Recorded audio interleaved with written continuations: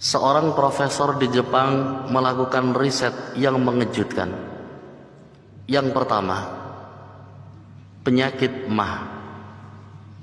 Penyakit MAH bukan hanya diakibatkan karena kesalahan pola makan, tapi justru lebih didominasi karena stres. Yang kedua, penyakit hipertensi. Hipertensi bukan hanya diakibatkan oleh terlalu banyak konsumsi makanan yang asin, tapi lebih dominan karena kesalahan dalam memanage emosi. Yang ketiga, kolesterol.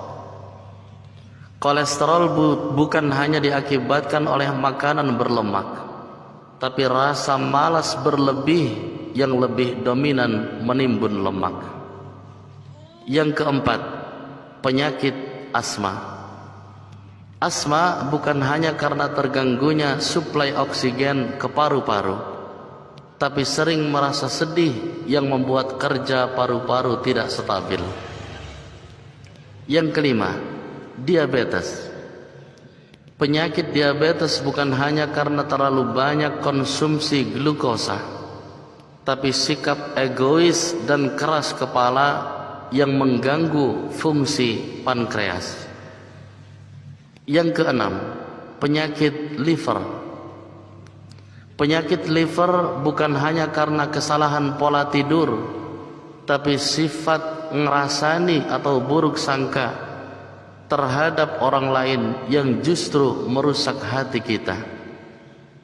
Yang ketujuh, jantung koroner.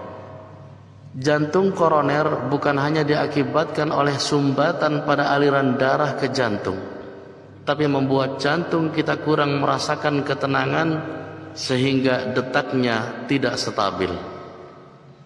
Fakta penyebab penyakit adalah karena masalah spiritual 50%, psikis 25%, sosial 15%, dan fisik 10%. Jadi kalau kita ingin selalu sehat, perbaiki diri kita, pikiran kita, terutama hati kita dari segala jenis penyakit.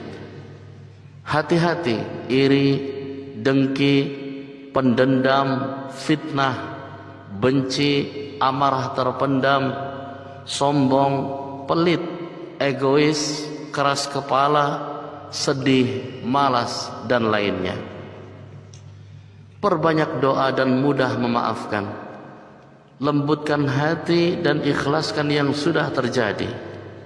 Banyak bersyukur dan nikmati kebahagiaan sekecil apapun.